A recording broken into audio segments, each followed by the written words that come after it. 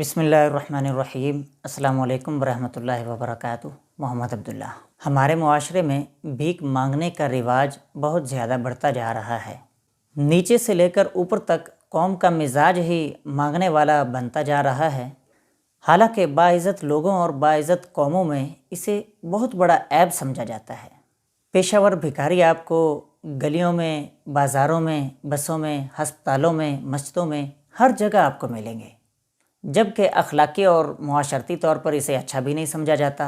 मुल्क के आइन के मुताबिक ये बहुत बड़ा जुर्म है और इस्लाम भी इसकी मजम्मत करता है, लेकिन फिर भी मांगने वालों की तादाद में आए दिन इजाफा होता जा रहा है।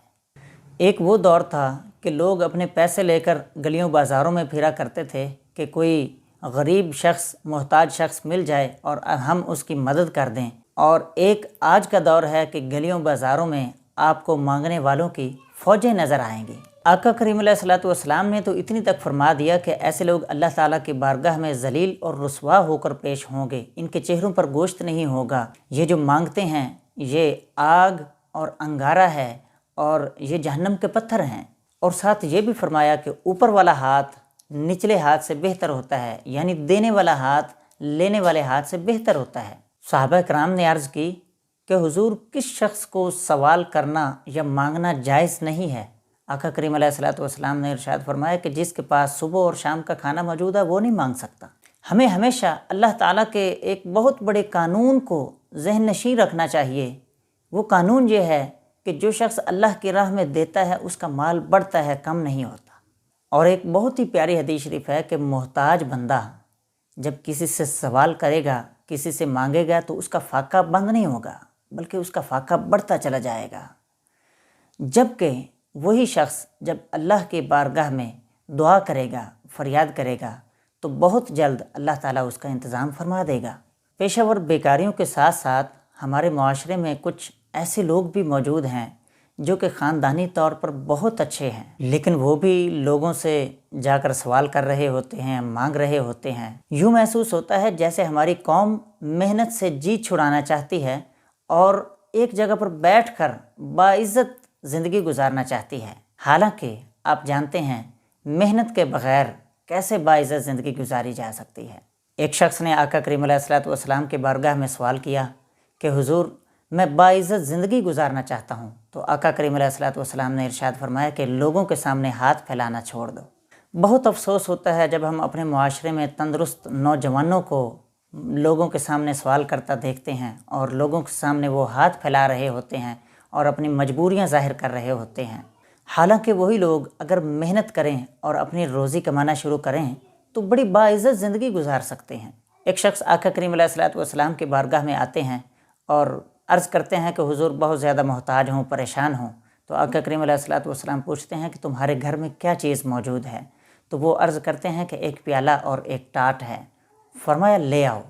जब वो लेकर आते हैं तो आका करीम अलैहिस्सलातु वस्सलाम मस्जिद में बैठकर बोली लगाते हैं और फरमाते हैं कि कोई शख्स इससे ये चीज़ ख़रीद लेगा? तो एक शख्स कहता है कि मैं 1 दिरहम में ये ख़रीदना चाहता हूँ। आका करीम अलैहिस्सलातु वस्सलाम फरमाते हैं कि नहीं, इससे ज़्यादा रेट लगाओ। तो एक शख्स 2 दिरहम में वो ख़रीद लेता है। आका करीम अलैहिस्सलातु वस्सलाम इरशाद फरमाते हैं कि 1 दिरहम से अपने घर में जाकर खाने पीने का इंतज़ाम करो और 1 दिरहम की बाज़ार से कुल्हाड़ी लेकर मेरे पास आओ।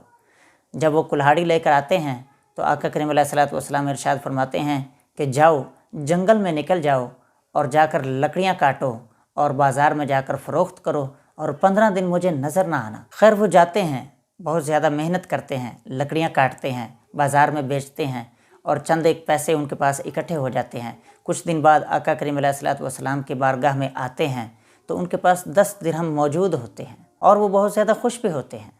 एक और रिवायत में मिलता है कि गोया आका करीम अलैहिस्सलातु वस्सलाम के नज़दीक अगर कोई शख्स लकड़ियाँ काटे, अपनी पीठ पर उनको लाद कर बाज़ार में जाकर फ़रोख्त करे, ये इस बात से बेहतर है कि लोगों के सामने हाथ फैलाया जाए। वैसे तो कोई भी पेशा हकीर नहीं होता, लेकिन फिर भी रोज़ी रोटी कमाने के लिए अगर कोई शख्स किसी के यहाँ बर्तन भी धोना शुरू कर दे या सफाई भी करना शुरू कर दे तो ये बेहतर है इस बात से कि आप लोगों के सामने हाथ फैलाएं। हाँ, एक बात ज़रूर है कि अगर आपको خود کوئی تحفہ دیتا ہے یا خود بخود کوئی دیتا ہے تو اس میں کوئی حرج نہیں ہے، جیسا کہ آقا کریم علیہ الصلوۃ والسلام کی بارگاہ میں حضرت سیدنا عمر فاروق اعظم رضی اللہ تعالیٰ عنہ حاضر تھے، تو آقا کریم علیہ الصلوۃ والسلام نے ان کو کچھ عطا فرمایا، تو انہوں نے عرض کیا حضور جو مجھ سے غریب اور محتاج لوگ ہیں اگر آپ ان کو دیتے تو کیا یہ بہتر نہیں تھا؟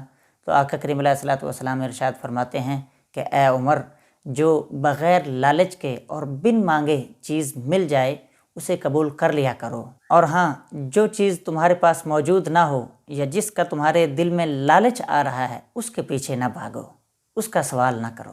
صاحب ثروت لوگوں سے میں گزارش کرتا ہوں کہ اپنے گلی محلے میں دیکھیں کہ ایسے سفید پوش لوگ جو کہ آپ کے پاس مانگنے نہیں آتے اور وہ ضرورت مند ہیں، آپ ان کا بہت زیادہ خیال رکھا کریں۔ ہم سب کو چاہیے کہ ہم پیشہ ور بیکاریوں کی مذمت کریں اور ان کو کسی ایسے انداز سے سمجھائیں کہ ان کے دل پر بات بیٹھ جائے اور وہ بھی محنت کرنا شروع کر دیں۔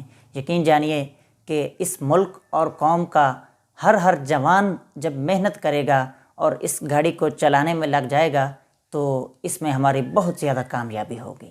اللہ تعالی ہمیں ہمیشہ دینے والا اور خرچ کرنے والا بنائے، آمین۔